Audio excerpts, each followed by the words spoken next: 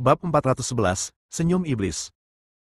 Begitu matahari terbit dari timur, Fang Yu mendengar suara tabrakan yang datang dari kamar tamu sebelah. Fang Yu bangkit perlahan, mencuci muka di kamar mandi, pergi ke ruang tamu, menuangkan segelas air matang, lalu berjalan ke pintu kamar tamu. Begitu aku membuka pintu, aku melihat valet yang tangan dan kakinya diikat, berjuang mati-matian, terjatuh di tanah seperti ikan yang keluar dari air. Melakukan olahraga berat seperti itu di pagi hari tidak baik untuk kesehatan. Fang Yu menatap valet dan tersenyum. Valet mengangkat kepalanya, mata ungunya menatap tajam ke arah Fang Yu dengan ekspresi tak sedap dipandang. Setelah bangun pagi ini, dia mendapati dirinya terikat di lingkungan yang tidak dikenalnya dan energinya sama sekali tidak dapat digunakan, dan hatinya pun hancur. Mengingat saat-saat terakhir sebelum dia koma, dia tahu bahwa kemungkinan besar dia berada di tangan Fang Yu. Hal ini membuatnya merasa putus asa. Sebagai salah satu pembunuh bayaran dan orang kuat dalam daftar kegelapan, sebelum dia benar-benar menjadi kuat, dia telah menghadapi banyak situasi berbahaya yang serupa. Tetapi dengan kekuatan dan keberaniannya yang luar biasa, dia selalu mampu lolos dari cengkeraman kematian. Setelah dia mendirikan organisasi Valet, dia menjadi semakin kuat dan semakin jarang terjatuh ke dalam situasi berbahaya seperti itu. Tetapi sekarang, dia telah jatuh ke tangan mimpi buruknya, Fang Yu. Kali ini, dia tidak lagi punya keyakinan untuk melarikan diri. Apa yang ingin kamu lakukan? Setelah beberapa detik terdiam, Valet memaksakan diri untuk tenang, menatap Fang Yu, dan bertanya. Aku sangat tertarik dengan batu di tubuhmu, jadi aku menangkapmu dan mempelajarinya dengan saksama, kata Fang Yu tanpa menyembunyikan apapun. Ketika Valet mendengar kata-kata Fang Yu, jantungnya berdebar kencang. Kristal di tubuhnya adalah penopang terbesarnya dan fondasi dari semua yang dimilikinya saat ini. Jika dia kehilangan kristal ini, dia akan jatuh dari jajaran orang kuat dan menjadi orang biasa. Dia lebih baik kehilangan nyawanya daripada kehilangan kristal ini. Melihat senyum tipis di wajah Fang Yu, Valet merasa semakin gelisah, dan napasnya menjadi semakin cepat. Dia benar-benar tidak bisa merasakan keberadaan kristal di tubuhnya sekarang. Apa sebenarnya yang dilakukan Fang Yu padanya? Mungkinkah kristal itu telah dikeluarkan dari tubuh Fang Yu? Kau tidak perlu terlalu gugup. Aku tidak akan melakukan apapun padamu untuk saat ini, kata Fang Yu sambil tersenyum. Meskipun senyum Fang Yu tidak cerah, tidak pula bermakna gelap. Tetapi bagi Valet, ini adalah senyuman iblis. Ketakutan dan kepanikan perlahan menguasai hatinya. Di depan Fang Yu, meskipun dia seorang veteran dan pemimpin organisasi pembunuh yang matang, dia tidak bisa tetap tenang sama sekali. Apa yang kau inginkan sebagai imbalan karena membiarkanku pergi? Tanya Valet sambil menggertakkan giginya dan berusaha sekuat tenaga agar suaranya tidak bergetar. Mereka bilang kita harus melakukan riset tentang hal itu. Riset adalah sebuah proses. Kalau cepat, mungkin selesai dalam 3-5 hari. Kalau lambat, mungkin butuh waktu 3-5 tahun. Kamu masih muda, jadi jangan terlalu cemas, kata Fang Yu. 3-5 tahun. Mendengar ini, Valet menggigil dan menjadi pucat. Aku akan turun ke bawah untuk lari pagi. Sampai jumpa. Fang Yu berbalik dan berjalan keluar dari kamar tamu dan menutup pintu. Valet menatap pintu kamar tamu, lalu membalikkan tubuhnya dan berbaring di tanah, terengah-engah. Suasananya sangat sepi. Pekerjaannya adalah pembunuh profesional, dan dia tahu betul bahwa ketakutan dan kepanikan adalah emosi negatif setiap saat dan tidak akan membawa bantuan apapun. Dia harus menenangkan diri dan memikirkan cara untuk melarikan diri. 10 detik kemudian, Valet mendengar bunyi klik di luar pintu. Fang Yu keluar. Ini adalah kesempatan. Valet pun duduk. Kakinya diikat di betisnya dengan tali tebal, dan tangannya diikat di pergelangan tangannya dan di belakang punggungnya. Jenis pengikatan ini tidak profesional, tetapi Valet masih mampu berdiri. Setelah bangun, Valet menatap pintu di depannya, mendekatinya dengan melompat, lalu berbalik, memutar gagang pintu dengan tangan terikat di belakang, dan berhasil membuka pintu. Valet berbalik, melompat keluar dari ruang tamu, dan melihat sekeliling untuk mengumpulkan informasi yang berguna. Di depannya terdapat jendela besar dari lantai sampai ke langit-langit, dengan langit setinggi 100 meter di luar. Melarikan diri melalui jendela tidaklah realistis. Kemudian, Anda hanya dapat keluar melalui gerbang utama. Sekarang kita harus melepaskan tali yang mengikat tangan dan kaki kita. Ketika Valet melihat dapur, matanya berbinar dan dia melompat ke dapur. Ada rak di dapur untuk menyimpan pisau dapur dan pisau buah. Valet pun segera mendekat, memunggungi gadis itu dan mengambil pisau buah, lalu perlahan-lahan memotong tali di pergelangan tangannya dengan pisau itu. Meskipun dia tidak dapat menggunakan energi dalam tubuhnya sekarang, dia adalah seorang pembunuh. Kesadaran dan pengalamannya dengan pisau jauh melampaui orang biasa. Retakan. Setelah dipotong dengan pisau buah selama hampir 1 menit, tali itu akhirnya putus. Setelah melepaskan tangannya, wajah Valet berseri-seri karena kegembiraan dan dia segera berjongkok dan melepaskan tali di kakinya. Setelah membebaskan tangan dan kakinya sepenuhnya, Valet segera meninggalkan dapur, berjalan ke ruang tamu, dan menuju pintu. Dorong pintunya hingga terbuka dan Anda dapat keluar dari sini dengan lancar. Valet menaruh tangannya di pintu dan mencoba memutar. Ah! Pada saat itu, dia tiba-tiba merasakan sakit yang tajam, mengerang kesakitan, lalu terjatuh ke tanah. Bahkan tanpa bisa menggunakan energi, kau berhasil melepaskan tali itu hanya dalam beberapa menit. Harus kuakui, kau sungguh hebat. Suara Fang Yu terdengar di telinga Valet. Wajah Valet berubah drastis. Dia membuka matanya lebar-lebar dan melihat sekeliling, tetapi tidak melihat Fang Yu. Tidak perlu mencariku. Aku sedang duduk di toko sarapan di lantai bawah. Suara ini dikirimkan kepadamu melalui tanda yang tertinggal di jiwamu. Fang Yu berkata dengan tenang, dan rasa sakit yang baru saja kau rasakan disebabkan olehku yang menggunakan tanda itu untuk mencabik-cabik jiwamu. Terus terang saja, hidup atau matimu bergantung pada pikiranku. Mendengar hal itu, hati Valet bergetar hebat. Pada saat ini, rasa sakit dari jiwa itu datang lagi. Ah! Valet menjerit kesakitan dan berguling di tanah. Setelah lebih dari 10 detik, rasa sakit parahnya mereda. Valet berkeringat deras dan wajahnya pucat. Pada saat ini, dia tidak berbeda dengan wanita lemah lainnya, dan tidak lagi tampak seperti ratu pembunuh yang agung. Tetaplah di sini. Apakah kamu ingin aku membawakan sarapan? Tanya Fang Yu. Valet dipenuhi dengan keputusasaan dan tidak mampu menjawab kata-kata Fang Yu. Jika kau tidak memberitahuku, aku tidak menginginkannya. Masih ada $5 lagi, kata Fang Yu. Huai Bei, Istana Es. Guru, ada orang lain dari keluarga bangsawan yang datang. Dan secara khusus ingin bertemu dengan Anda. Seorang murid perempuan berjalan cepat ke gedung Jingxi dan berkata kepada Diana yang sedang bermeditasi. Keluarga yang mana? Diana membuka matanya dan bertanya. Sepertinya itu keluarga Chen, jawab murid perempuan itu. Keluarga Chen. Diana sedikit mengernyit dan berdiri. Sejak Fang Yu mengusir Tian terakhir kali, keluarga Han tidak pernah datang berkunjung lagi. Setelah kejatuhan keluarga Zheng, lanskap dunia seni bela diri Huai Bei berubah drastis. Keluarga Chen dan keluarga Han, yang sebelumnya hanya berada di peringkat kedua atau ketiga, dan bahkan beberapa keluarga seni bela diri yang lebih jauh di belakang, semuanya bersaing untuk mendapatkan tempat pertama. Sekte-sekte yang awalnya berafiliasi dengan keluarga Zheng semuanya bergabung dengan keluarga lain, dan sebagian besar dari mereka diterima oleh keluarga Han dan Chen. Bahkan dua sekte besar yang sebelumnya bersikeras pada kemerdekaannya kini telah memihak. Di seluruh dunia seni bela diri Huai Bei, hanya Istana Frost yang belum berafiliasi dengan keluarga bangsawan manapun. Kedatangan keluarga Chen sebenarnya sesuai dengan harapan Diana. Diana datang ke ruang tamu dan melihat 5 orang berdiri di ruang tamu. Salah satu dari mereka mengenakan jas dan dasi, dan 4 lainnya mengenakan jubah bela diri hitam. Mereka semua adalah seniman bela diri tingkat master. Melihat Diana secara langsung, pria berjas itu tampak terkejut dan serakah di matanya, dan berkata, Kepala Istana Su, saya sudah lama mendengar nama Anda. Saya Yoni, keturunan langsung dari generasi ketiga keluarga Chen. Katakan padaku mengapa kau ada di sini, kata Diana dengan nada dingin. Haha, benar juga. Aku yakin Kepala Istana Su sudah sangat memahami situasi terkini di Huai Bei. Semua sekte besar bekerja sama dengan keluarga bangsawan. Dan keluarga Chen kita adalah yang paling diuntungkan di antara mereka. Kami juga berharap, Yoni tidak menyembunyikan apapun dan mulai merekrut secara langsung. Sejak awal berdirinya, Istana Frost kami selalu bersikeras pada kemerdekaan dan tidak akan pernah menjadi cabang keluarga bangsawan manapun. Ini adalah aturan yang ditinggalkan oleh para pendahulu kami, dan saya tidak akan melanggarnya, kata Diana. Peraturan dibuat oleh manusia dan harus berubah seiring waktu. Dalam situasi saat ini, sekte mana yang masih bisa mempertahankan independensinya? Kata Yoni. Diana hendak berbicara. Kepala Istana Su, Anda harus memikirkan hal ini dengan saksama. Sebelumnya, ada 2 sekte yang sama seperti Istana Frost Anda dan menolak untuk berafiliasi dengan keluarga bangsawan, tetapi sekarang. Bukankah mereka semua telah berkompromi? Kata Yoni sambil tersenyum. Bab 412, ada sesuatu di dalam tas. Wajah Yoni penuh percaya diri. Menurut pendapatnya, Frost Palace tidak punya pilihan selain menerima cabang zaitun yang diberikan oleh keluarga Chen. Namun ekspresi Diana tetap tidak berubah, dan dia berkata, kompromi sekte manapun tidak berarti Istana Frost kita akan berkompromi. Silakan kembali. Yoni menyipitkan matanya dan berkata dengan suara dingin, Kepala Istana Su, apakah kamu benar-benar sudah memikirkannya dengan serius? Jika kamu menolak kami sekarang, yang menanti Istana Frostmu adalah pencaplokan yang kejam. Ekspresi Diana sedikit berubah. Melihat hal ini, wajah Yoni sekali lagi menunjukkan senyum puas, dan dia berkata, Kepala Istana Su, sebenarnya tidak perlu bersikap kaku seperti itu. Di dunia seni bela diri Huai Bei saat ini, keluarga Chen kita memiliki peluang yang sangat tinggi untuk mencapai puncak. Tuan muda Teller saat ini sedang mengasingkan diri untuk menerobos ke alam martial Sein. Saya yakin tidak akan lama lagi sebelum dia berhasil keluar dari pengasingannya. Apa artinya menjadi seorang ahli bela diri yang berusia kurang dari 30 tahun? Keluarga Chen kita tidak hanya akan menjadi yang terbaik di Huai Bei, tetapi juga akan terkenal di Tiongkok karena keberadaan Tuan muda Teller.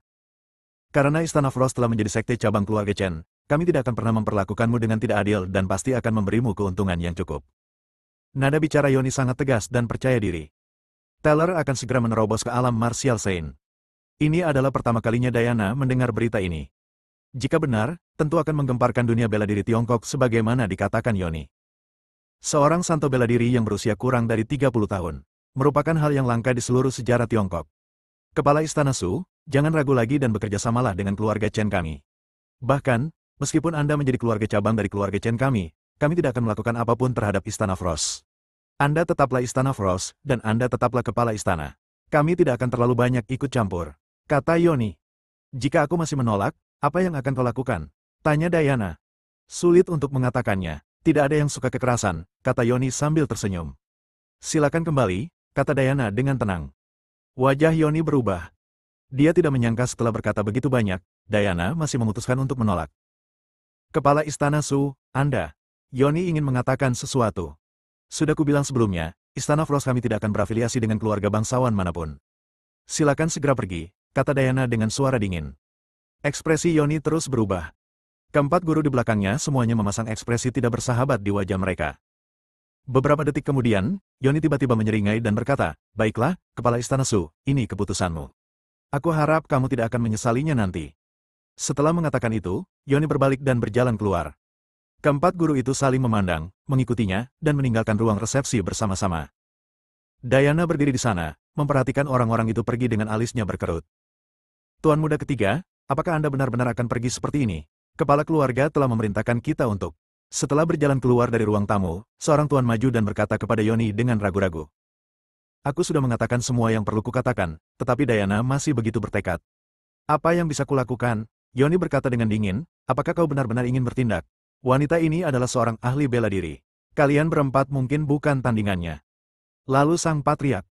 Apa masalahnya? Laporkan saja situasi ini dengan jujur, dan kepala keluarga akan secara alami membuat keputusan. Mata Yoni berkilat dengan sedikit kekejaman, dan dia berkata, jangan khawatir, Istana Frost sudah ada di kantong kita, dan tidak mungkin mereka bisa lolos.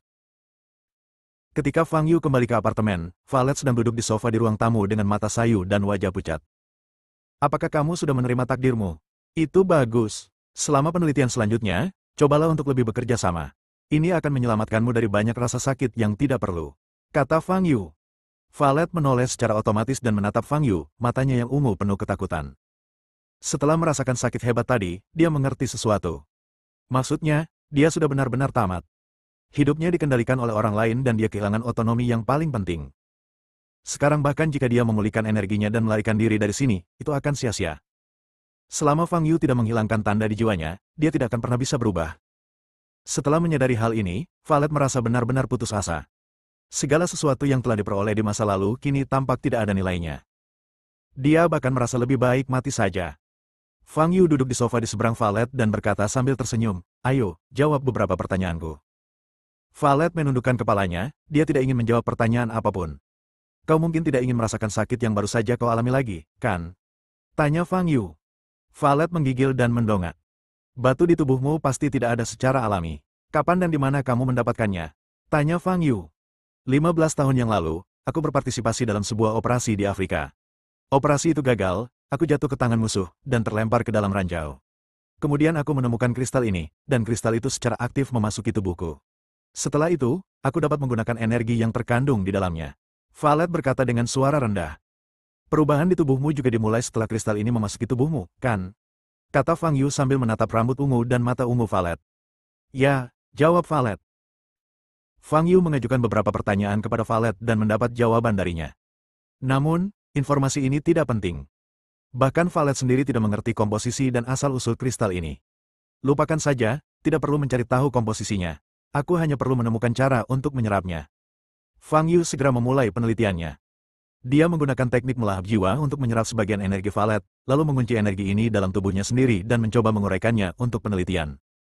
Beberapa hari berlalu hanya dalam satu penelitian. Selama periode ini, Fang Yu hampir mengabaikan tidur dan makanan. Baru pada hari Minggu ketika seseorang mengetuk pintu, Fang Yu keluar dari keadaan ini.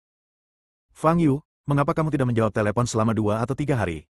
Clara, mengenakan gaun biru langit, muncul di depan Fang Yu. Aku sibuk, apa yang kamu lakukan di sini? Tanya Fang Yu. Aku datang untuk menemuimu. Clara berjalan memasuki rumah dengan acuh tak acuh dan duduk di sofa. Valet dikunci di kamar tamu dan Clara tidak melihatnya.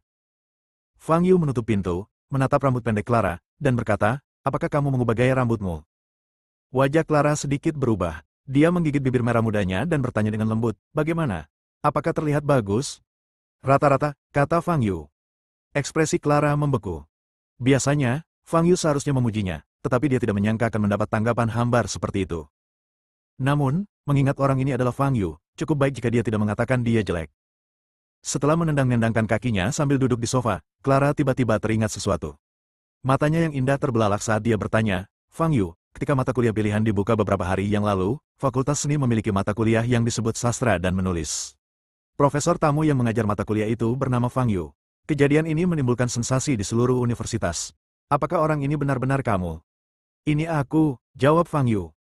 Ketika Clara menyebutkan ini, dia ingat bahwa dia harus pergi ke sekolah Rabu depan. Benarkah itu kamu? Clara berdiri dengan penuh semangat. Ada apa? Fang Yu mengangkat alisnya. Kau benar-benar menjadi profesor tamu. Clara menatap Fang Yu dengan tatapan kosong dan bergumam. Menurutnya, sungguh disayangkan jika Fang Yu tidak melanjutkan kuliah di usianya dan dengan nilai-nilainya saat ini.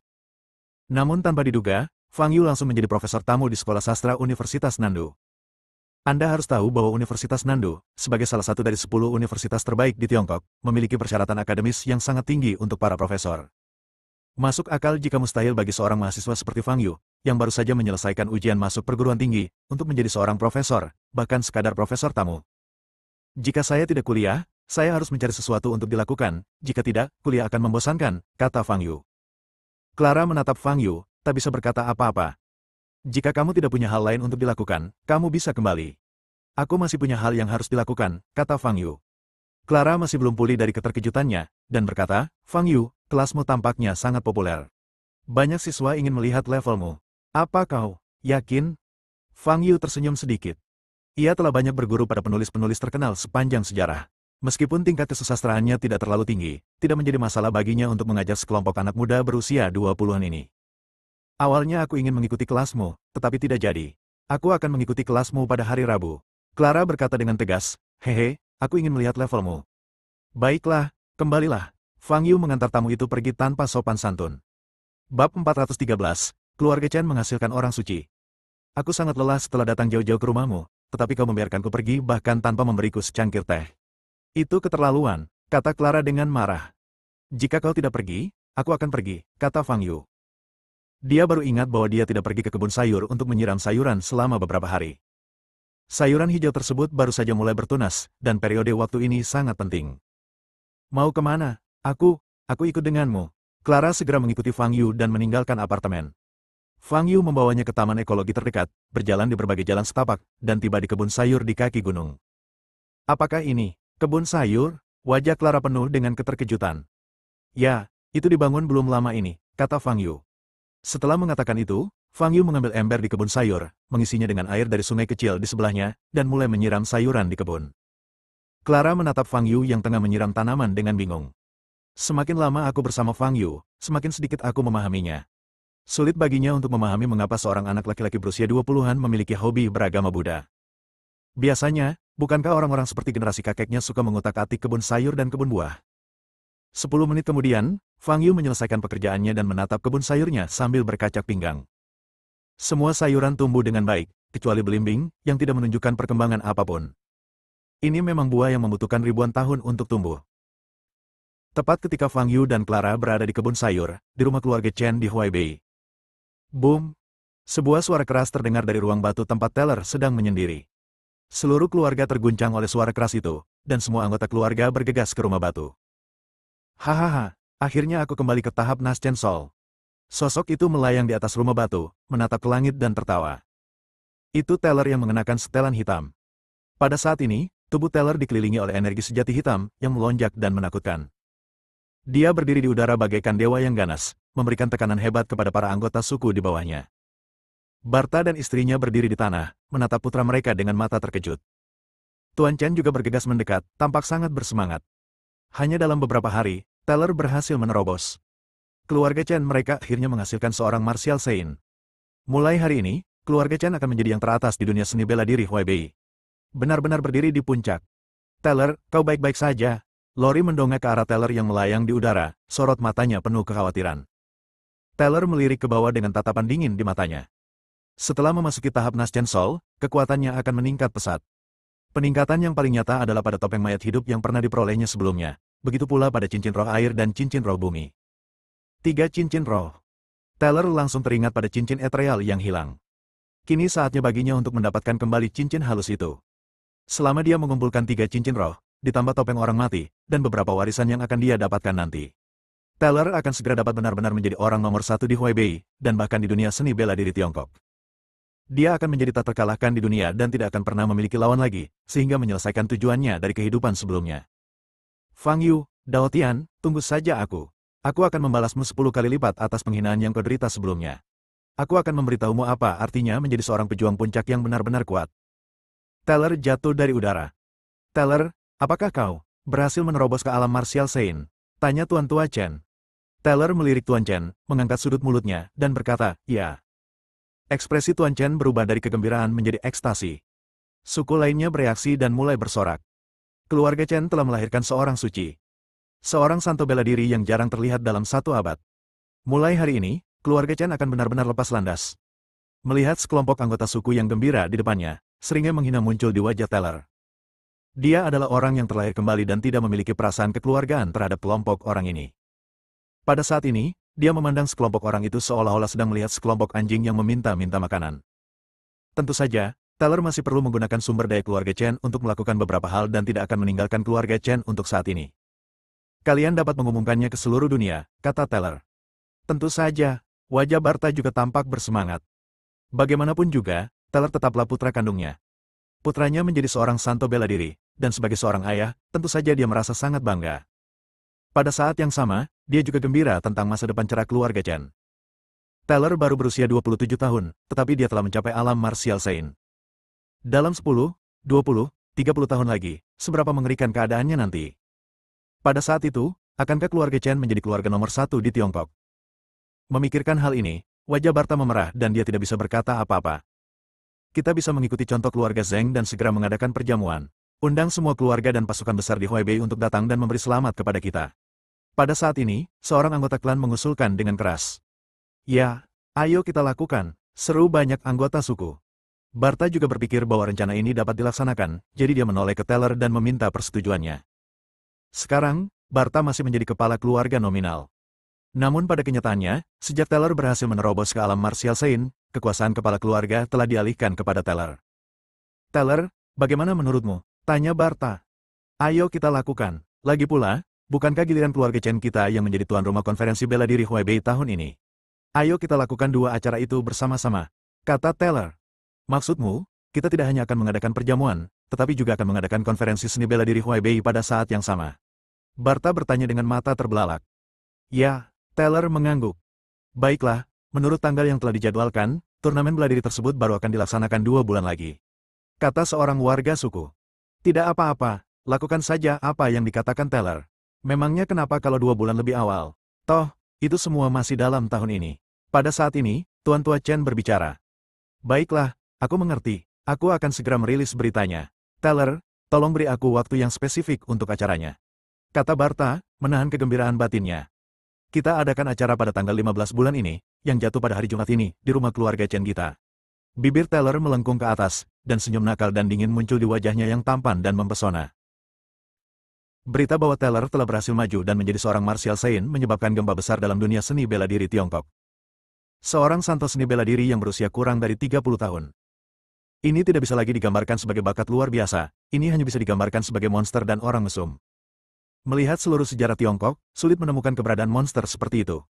Berita bahwa keluarga Chen telah melahirkan seorang suci bagaikan badai, melanda seluruh Tiongkok hanya dalam waktu setengah hari. Taylor telah menjadi nama yang paling sering muncul di bibir setiap orang di dunia seni bela diri. Semua orang membicarakan monster Taylor ini. Di tengah proses itu, datang lagi kabar dari ibu kota yang kembali membuat geger. Daftar dewa telah diperbarui, nama Taylor muncul di nomor 20 pada daftar dewa. Berita ini benar-benar menggemparkan dunia seni bela diri Tiongkok. No, 20 dalam daftar dewa. Ini adalah kehormatan besar dan juga pengakuan terbesar atas kekuatan Taylor. Mampu masuk dalam daftar dewa berarti dia sudah menjadi salah satu prajurit terkuat di Tiongkok. Yang paling menakutkan adalah Taylor baru berusia 27 tahun. Di daftar dewa, hanya ada sedikit prajurit seusianya. Di antara semua kalangan seni bela diri di berbagai daerah, yang paling terkejut adalah kalangan seni bela diri Huaibei. Keluarga Zheng baru saja runtuh, dan keluarga Chen bangkit. Keluarga-keluarga besar awalnya ingin memanfaatkan kesempatan untuk mencapai puncak, tetapi sekarang mereka harus melupakan ide ini. Keluarga Chen akan menjadi keluarga nomor satu yang tak terbantahkan. Tidak ada yang berani memiliki harapan yang tidak masuk akal. Seorang santo bela diri yang berusia kurang dari 30 tahun. Keluarga Chen benar-benar diberkati oleh Tuhan. Di dalam keluarga Han, Tetua Agung Tianqi duduk di sofa dan mendesah ke langit. Dia tahu hari ini akan tiba, tetapi dia tidak menyangka akan secepat ini. Keluarga Han belum siap. Penatua Agung, apakah kita harus menunda semua rencana kita? Sauki berdiri di depan Tianqi dan berkata dengan ekspresi muram. Tidak ada cara lain, kita hanya bisa menundanya. Keluarga Chen sedang berada di masa kejayaannya sekarang, dan kita tidak bisa menjadi yang pertama mengambil tindakan, kata Tianqi. Sauki mengangguk dan ingin berbalik dan pergi, tetapi tiba-tiba berhenti. Penatua, aku sebenarnya punya cara untuk membuat Teller mati dengan cepat. Bahkan jika itu tidak berhasil, setidaknya aku bisa melukainya dengan serius. Sauki menatap Tianqi, dengan ekspresi menyeramkan di wajahnya. Oh, ceritakan padaku. Wajah Tianqi berubah serius dan dia langsung berkata. Huaibei, keluarga Chen. Teller berdiri di rumah harta karun tertinggi milik keluarga Chen, memandangi pemandangan di depannya dengan mata sedikit menyipit. Dia mengulurkan tangan kanannya dan mengaktifkan cincin roh air dan cincin roh bumi di jarinya. Bas! Kedua cincin itu bersinar pada saat yang sama, dan pada saat yang sama, suatu kekuatan tak terlihat dengan cepat menyebar keluar. Teller berdiri di sana dan menutup matanya. Sekitar 5 menit kemudian, dia membuka matanya dan mengerutkan kening. Tanpa diduga, menggunakan karakteristik umum dari 3 cincin spiritual untuk mencari cincin halus, saya tetap tidak dapat menemukannya. Tampaknya cincin ethereal itu telah dibawa ke lokasi yang jauh. Sialan, kalau aku tahu siapa yang mengambil Kongling Ring, aku akan membuatnya berharap mati. Teller menggertakkan giginya, tatapan membunuh di matanya sangat mengerikan. Tuan muda Teller, Tuan Han ingin bertemu denganmu. Pada saat ini, seorang bawahan melangkah maju dan berkata kepada Teller. Bab 414, Kekuatan Teller. Keluarga Chen, villa terpisah milik Teller. Sauki duduk di sofa di ruang tamu, kepala tertunduk, matanya penuh pertimbangan. Dua tuan berdiri di belakangnya. Setelah beberapa saat, dia mendengar suara langkah kaki, wajahnya sedikit berubah, dan dia segera berdiri. Tuan muda Teller, tidak, aku seharusnya memanggilmu Santo Chen. Sauki membungkuk sedikit dan memberi hormat pada Teller. Teller melirik Sauki tanpa ekspresi. Sauki hanya merasakan hawa dingin menjalar dari bawah kakinya, seakan-akan dia terjatuh ke dalam gua es. Itu hanya pandangan sekilas, tetapi dia merasa seolah seluruh tubuhnya terlihat. Inikah kekuatan martial Sein? Sauki bahkan tidak bisa menatap mata Teller, jadi dia harus menundukkan kepalanya dan melihat ke tanah. Berpikir kembali ke 2 bulan lalu, dia masih bisa mengobrol dan tertawa dengan Teller, dan keduanya memiliki hubungan yang setara. Namun, Teller kini telah menjadi seorang martial Sein. Kekuatannya tidak hanya jauh lebih unggul darinya, tetapi statusnya juga tidak setingkat dengannya. Status Teller saat ini dapat menduduki peringkat pertama di keluarga Chen. Bahkan di seluruh dunia seni bela diri Huaibei, tidak ada yang berani menekannya. Inilah kesenjangan antar talenta. Hanya dalam waktu 2 bulan, kesenjangan antara Sauki dan Teller telah melebar hingga ke titik yang sulit untuk dikejar. Apa yang kamu inginkan dariku? Teller berjalan perlahan ke sofa dan duduk. Sauki duduk dan setelah berpikir sejenak, dia memaksakan senyum dan berkata, aku penasaran apakah Shen Chen pernah mendengar tentang Istana Es. Teller mengerutkan kening dan berkata, saya belum pernah mendengarnya. Ini adalah sekte seni bela diri di Huaibei. Sekte ini cukup unik karena hanya menerima murid perempuan. Sauki memperkenalkan. Langsung ke intinya, Teller menyela Sauki. Ekspresi Sauki membeku, dan dia berkata, begitulah adanya. Sekarang semua sekte di Huaibei berafiliasi dengan berbagai keluarga bangsawan, dan hanya Istana Frost yang tetap independen. Lalu kenapa? Teller menatap Sauki. Sebenarnya, keluarga Han kita sudah 2 kali pergi ke Istana Frost untuk bernegosiasi dengan kepala istana mereka, Diana, tetapi hasilnya selalu gagal. Sikap Diana cukup tegas dan dia tidak mau menjadi anak buah keluarga manapun. Kata Sauki. Teller menjadi sedikit tidak sabar. Dia sama sekali tidak peduli dengan hal kecil ini. Sauki mengamati ekspresi Teller dan melihat ketidaksabarannya, lalu berkata cepat, terutama ketika aku pergi ke sana untuk kedua kalinya, saudaraku Tian dipukuli dan terluka parah. Sejak saat itu kami belajar sesuatu. Diana dari Istana Frost memiliki hubungan dekat dengan Fang Yu. Ketika Teller mendengar nama Fang Yu, ekspresinya langsung berubah. Dia menatap Sauki dengan tatapan dingin di matanya dan bertanya, apakah kamu berbicara tentang Fang Yu, orang yang bertemu di Gunung Baichuan dan membunuh Radit setelahnya? Ya, mata Sauki berkilat dengan sedikit kekejaman, dan dia menjawab, justru karena kami takut akan keberadaan Fang Yu, maka kami tidak berani mengambil tindakan terhadap Istana Frost. Teller duduk kembali di sofa, menyipitkan mata ke arah Sauki, dan berkata, apa tujuanmu memberitahuku hal ini? Fang Yu sering muncul akhir-akhir ini. Tadi malam, aku menghadiri pertemuan pertukaran dan melihat Fang Yu berselisih dengan pangeran dari keluarga kerajaan North. Dia melukai saudara-saudara kerajaan dengan parah lalu pergi, kata Saoki sambil mengamati perubahan ekspresi Taylor. Namun terlepas dari aura dingin dan tajam, Taylor tidak menunjukkan emosi yang tidak biasa. Santo Chen, Fang Yu sekarang sangat sombong. Dia tidak hanya membela Istana Frost, dia juga membuat masalah di mana-mana. Dia sama sekali tidak menganggap serius keluarga besar. Saoki terus memperkeruh suasana, berkata, tentu saja, Fang Yu bahkan bisa mengalahkan Radit. Sekarang, di seluruh dunia seni bela diri Huaibei, satu-satunya yang bisa menekannya, selain monster-monster tua yang tidak pernah muncul di dunia, mungkin adalah kamu, Santo Chen. Mendengar ini, Taylor menatap Saoki dengan senyum bangga di wajahnya. Saoki, aku tahu persis apa yang sedang kamu pikirkan. Taylor berdiri, tampak meremehkan. Fang Yu dan aku akhirnya akan bertarung, dan aku tidak butuh kamu untuk mengobarkan api di sini. Taylor berkata dengan dingin, aku akhirnya akan berdiri di puncak. Sebelum itu, aku akan melenyapkan semua musuh yang menghalangi jalanku satu persatu. Fang Yu yang kau sebutkan, Dao Tian di pegunungan berapi-api, dan pria bertopeng, semua pria kuat akan menjadi batu loncatan bagiku untuk kembali ke puncak. Saoki, kepintaran kecilmu terlalu kekanak-kanakan. Itu bahkan membuatku merasa bahwa kamu menghinaku dan memperlakukanku sebagai orang bodoh yang tidak punya otak. Taylor menatap ke arah Saoki, matanya bersinar dengan sinar pembunuh yang mengerikan. Jantung Saoki berdebar kencang dan wajahnya langsung pucat. Aura Taylor tiba-tiba meledak, begitu kuatnya hingga menyesakan. Apa yang ingin kamu lakukan? Dua tuan di belakang Saoki bereaksi cepat, wajah mereka berubah dan mereka berteriak. Taylor menatap dingin ke arah dua tuan itu dan bertepuk tangan. Boom! Dengan suara teredam, kedua tuan itu memuntahkan sejumlah besar darah dan terbang keluar. Salah satu master memutar kepalanya 360 derajat dan mati. Pria lainnya terjatuh dengan keras ke tanah, tidak bergerak, dan berhenti bernapas. Tamparan biasa itu langsung membunuh dua tuan. Kekuatan mengerikan macam apa ini? Taylor menatap Saoki dengan senyum haus darah di wajahnya. Saat ini, pakaian Saoki basah oleh keringat dingin. Dia tidak pernah menyangka bahwa kunjungannya ke rumah Chen hari ini, yang dimaksudkan untuk memancing pertengkaran antara Taylor dan Fang Yu, malah akan membahayakan dirinya. Dia tidak pernah menyangka bahwa Taylor tiba-tiba akan berbalik melawannya dan mengambil tindakan, tanpa mempedulikan keberadaan keluarga Han sama sekali. Tekanan yang diberikan pada Saoki menjadi semakin berat, hingga ia menjadi sulit bernapas dan ia mengerang kesakitan. Saoki segera berlutut di tanah dan berkata dengan suara gemetar, Santo Chen, mohon maafkan saya hanya sedang berpura-pura pintar. Taylor menatap Saoki yang gemetaran dan tersenyum, mulai sekarang, jangan muncul di hadapanku lagi. Kau dan aku tidak berada di level yang sama. Kau bahkan tidak memiliki kualifikasi untuk menjadi lawanku. Apakah kau mengerti? Ada niat membunuh dalam nada bicara Taylor. Saoki sangat ketakutan dan berkata, saya mengerti. Keluar, kata Taylor dingin, dan tekanan pada Saoki langsung hilang. Saoki tiba-tiba merasa lega dan berlari keluar pintu.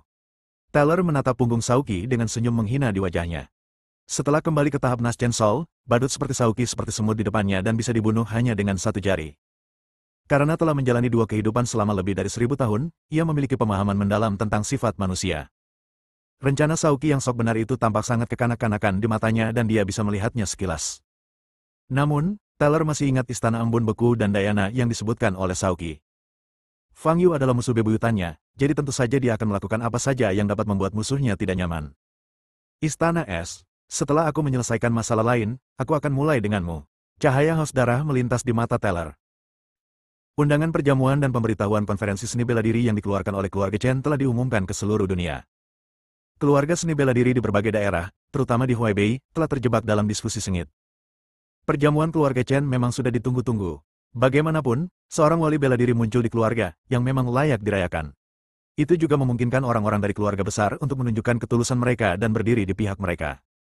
Tetapi kenyataan bahwa turnamen bela diri diadakan pada hari yang sama membuat keluarga besar merasa tidak nyaman. Berdasarkan tahun-tahun sebelumnya, turnamen bela diri akan diadakan antara bulan Oktober dan November. Namun, keluarga Chen memaksa untuk memajukannya 2 bulan dan mengadakannya di hari yang sama dengan pesta. Kompetisi bela diri Huaibei menetapkan bahwa hanya seniman bela diri berusia 20 hingga 30 tahun yang dapat berpartisipasi. Faktanya, ini adalah kompetisi antar generasi muda dari keluarga besar. Tujuan keluarga Chen melakukan ini sangat jelas. Jelaslah bahwa dia ingin membangun kewibawaannya, dan dia ingin melakukannya dengan menginjak-injak talenta muda dari keluarga besar mereka. Ini adalah berita buruk bagi semua keluarga besar. Bagaimana mungkin Taylor yang berada di level Martial Saint, memiliki saingan di usianya ini? Dengan membiarkan prajurit muda keluarga tersebut berpartisipasi dalam turnamen bela diri, bukankah mereka hanya mengirim mereka untuk disiksa oleh Teller? Jika mereka bertemu Teller, inti keluarga masa depan mereka akan berada dalam masalah. Tetapi dia harus menghadiri konferensi seni bela diri, yang melibatkan banyak hal, termasuk dividen Asosiasi Seni Bela Diri dan peringkat keluarga seni bela diri Huaibei dalam 4 tahun ke depan. Oleh karena itu, meskipun mereka tahu bahwa turnamen seni bela diri ini hanya peran pendukung bagi Teller untuk mencapai puncak, keluarga-keluarga besar masih serius mendiskusikan partisipasi mereka dalam turnamen seni bela diri. Seluruh dunia seni bela diri Huaibei menjadi gempar sejak Teller keluar dari pengasingannya, dan bahkan setelah sehari, panasnya belum mereda. Pada saat ini, Fang Yu masih berada di mejanya di kamar apartemennya, menghitung metode mentalnya berulang kali. Bab 415, Profesor Fang ada di sini. Energi yang diserap ke dalam tubuh Valet sangat murni dan padat, begitu besarnya sehingga tidak dapat terurai. Energi ini cukup aneh. Fang Yu hanya merasa bahwa itu sangat mirip dengan energi spiritual kemurnian tinggi di pembuluh darah spiritual, tetapi ada perbedaan di antara keduanya. Tetapi energi spiritual dengan kemurnian tinggi dalam urat spiritual setidaknya dapat diurai, hanya saja membutuhkan waktu lebih lama. Namun, energi yang dipancarkan kristal di tubuh Valet bahkan tidak dapat menemukan titik penguraian. Namun bagi Fang Yu, masalah sulit serupa adalah hal yang disukainya. Dia tidak harus menyerap kristal di tubuh Valet, tetapi dia harus menemukan cara untuk menguraikan energi ini. Saya membuang satu demi satu draft kertas, waktu berlalu, dan 2 hari berlalu dengan cepat. Fang Yu tidak meletakkan tulisannya sampai terdengar ketukan di pintu. Ketika dia membuka pintu, dia melihat Valet yang tampak pucat dan murung. Ada apa? Tanya Fang Yu. Aku butuh makanan. Suara Valet lemah. Fang Yu kemudian teringat bahwa dia tidak memberi Valet makanan dalam beberapa hari terakhir. Oh, aku lapar. Soal makanan, kamu bisa turun ke bawah dan membelinya sendiri. Aku tidak membatasi kebebasan pribadimu. Fang Yu menggaruk kepalanya dan berkata. Aku tidak punya uang, kata Valet lemah. Sebelumnya, berkat keberadaan kristal di dalam tubuhnya, Valet tidak akan merasa lapar meski tidak makan dalam waktu lama. Namun setelah energi dalam tubuhnya disegel oleh Fang Yu, tubuh Valet kembali ke bentuk normal. Setelah tidak makan selama 4 hari, dia tidak tahan lagi. Uang? Fang Yu tertegun dan melihat celana ketat hitam Valet. Sepertinya dia tidak membawa dompet. Lalu Fang Yu kembali ke kamar, membuka laci, dan melihat-lihat isinya. Saya tidak menemukan $1 pun. Fang Yu mencari di laci lain tetapi tidak menemukan 1 lembar uang pun. Dia tampaknya kehabisan uang. Ketika dia datang ke Nandu, dia tampaknya hanya membawa sekitar 1.000 yuan. Setelah itu, saya makan banyak sekali dan menghabiskan semua uang tanpa menyadarinya. Uang tidak ada gunanya jika Anda memilikinya terlalu banyak, tetapi Anda juga tidak bisa tidak memilikinya sama sekali. Fang Yu berjalan kembali ke pintu kamar, menunjukkan senyum canggung namun sopan, dan berkata, maaf, saya juga tidak punya uang, Anda harus mencari tahu sendiri. Ekspresi Valet membeku, dan matanya tampak aneh. Dia melihat Fang Yu mengobrak-abrik kotak-kotak itu dan tahu bahwa Fang Yu tidak perlu berbohong tentang hal seperti itu. Tetapi sungguh aneh bahwa orang kuat seperti Fang Yu tidak punya uang di rumah. Namun Valet tidak mau turun ke bawah. Ia sudah tidak punya tenaga lagi. Dia perlahan berjalan kembali ke kamar tamu, duduk bersandar di dinding dan memejamkan mata. Di masa lalu, dia akan memanfaatkan kesempatan ini untuk keluar dari pandangan pihak lain dan menemukan cara untuk menghubungi bawahannya untuk datang menyelamatkan. Tetapi setelah dia tahu bahwa Fang Yu telah meninggalkan bekas di jiwanya, dia tidak lagi mempunyai motivasi seperti itu. Hanya dengan pikirannya saja, Fang Yu dapat membuatnya sangat menderita, atau bahkan membunuhnya. Tidak ada gunanya dia melarikan diri kemanapun. Dia mungkin lebih baik duduk di sini dan menunggu kematian. Valet memejamkan matanya, dan yang dilihatnya bukanlah kegelapan, melainkan beberapa adegan dari masa lalu yang masih teringat dalam ingatannya. Beberapa kenangannya tentang masa kecilnya, dan beberapa lagi tentang momen-momen kritis saat dia pertama kali menjadi tentara bayaran dan menjalankan misi. Setelah menonton adegan itu satu persatu, Valet kehilangan kesadaran. Ketika dia membuka matanya lagi, Valet melihat roti lapis di depannya. Melihat makanan, rasa lapar langsung timbul. Naluri untuk bertahan hidup memenuhi pikirannya, menyebabkan dia mengambil roti lapis dan memakannya. Hari ini Rabu. Kelas Fang Yu berlangsung dari pukul 2.30 hingga pukul 4.10 sore. Pukul 1.30 siang, Fang Yu meninggalkan apartemen dan menuju Universitas Nandu. Sekarang setelah dia menjadi profesor tamu di sekolah seni, sikap Fang Yu masih sangat serius. Setidaknya untuk kelas pertama, dia tidak boleh terlambat. Saat sudah setengah jalan, Fang Yu menerima telepon dari Clara. Fang Yu, kamu ada kelas di sore hari, jangan sampai kesiangan dan lupa datang. Aku sudah duduk di kelas menunggumu. Clara tampak sangat bersemangat. Apakah kamu sudah memilih kelasku? Tanya Fang Yu. Tidak, bukankah kamu bilang aku tidak mengerti? Aku di sini untuk mengambil kelas gratis, kata Clara dengan santai. Kalau begitu, jangan mengambil tempat duduk orang lain. Itu disediakan untuk siswa yang sudah memilih mata kuliah itu, kata Fang Yu. Aku tidak peduli, cepatlah ke sini, jangan berdiri, ada banyak siswa yang menunggu untuk melihatmu. Kamu ada di kelas, kata Clara. Setelah menutup telepon, Fang Yu terus berjalan menuju Universitas Nandu. Saat hendak mencapai gerbang Universitas Nandu, Fang Yu menerima panggilan lagi dari Steve. Keluarga kerajaan North datang untuk meminta hukuman. Tapi itu hal yang wajar, lagi pula Ares pernah dihajar habis-habisan olehnya. Tetapi apa yang dikatakan Steve di telepon tidak ada hubungannya dengan keluarga kerajaan North. Steve menyebutkan berita terkini yang melanda Huaibei. Tyler dipromosikan ke alam martial Saint dan menduduki peringkat ke-20 dalam daftar dewa. Sebagai perwakilan keluarga Qin, Steve juga diundang ke perjamuan keluarga Chen dan dapat menonton konferensi seni bela diri Huaibei tahun ini sebagai penonton. Tyler dipromosikan ke alam martial Saint, yang merupakan tahap Naschen Soul. Memikirkan dua konflik sebelumnya dengan Tyler, mata Fang Yu bergerak sedikit. Dia belum mengetahui sumber aura aneh yang terpancar dari Tyler. Tetapi Tyler mampu maju ke tahap Naschen Soul di usia tersebut, yang dianggap sebagai seorang jenius bahkan di dunia kultivasi abadi ribuan tahun yang lalu. Tahap Naschen Soul. Terakhir kali aku bertarung dengan Radit, aku menyerangnya terlalu keras, jadi aku tidak bisa menyerap Naschen Soul di tubuhnya. Jika aku bertemu dengannya lagi kali ini, aku tidak boleh melepaskannya. Aku hanya 16 level lagi. Senyum muncul di wajah Fang Yu. Baginya, makin kuat calon lawannya, makin baik. Bukan sekedar memberinya kesenangan, hal terpenting adalah semakin kuat orang tersebut, semakin banyak energi spiritual yang dapat mereka berikan kepadanya. Setelah menyelesaikan panggilan telepon dengan Steve, Fang Yu datang ke Universitas Nandu. Saat itu sudah pukul 2.20 siang. Fang Yu bergegas langsung ke gedung pengajaran. Dia pernah melihat jadwal kuliah sebelumnya. Kelas itu berada di lantai 5 gedung 3 sekolah seni. Kelas itu cukup besar dan dapat menampung hampir 200 orang. Fang Yu berjalan perlahan ke lantai 5 dan tiba di ruang kelas di ujung. Bahkan sebelum dia masuk ke kelas, dia sudah mendengar suara gaduh dari dalam. Fang Yu berjalan ke pintu kelas dan melirik ke dalam, ia melihat hampir 200 kursi semuanya terisi penuh oleh siswa. Ketika Fang Yu pertama kali masuk ke kelas, dia tidak menarik perhatian siapapun karena pakaian dan penampilannya tidak jauh berbeda dari siswa lainnya. Tidak ada siswa yang memperhatikannya sampai dia berjalan ke podium. Set, lihat, dia datang. Seorang siswa berteriak. Hampir 200 mata siswa di seluruh kelas tertuju pada Fang Yu. Sebagian besar siswa tampak penasaran, terkejut dan menggoda. Mereka tidak menyangka bahwa Profesor Fang Yu adalah seorang pria muda. Pada saat ini, Clara sedang duduk di tengah kelas, melambai putus asa ke arah Fang Yu. Fang Yu melirik Clara, lalu mengamati seluruh siswa yang hadir. Sebagian besar mahasiswa tersebut seharusnya adalah mahasiswa baru, dan sejumlah kecil adalah mahasiswa tahun kedua dan ketiga. Tepat saat kedua belah pihak saling berpandangan, sekelompok mahasiswa lain menyerbu masuk dari luar pintu. Tidak ada ruang tersisa di kelas, jadi sekelompok siswa berdiri di ruang terbuka di belakang kelas.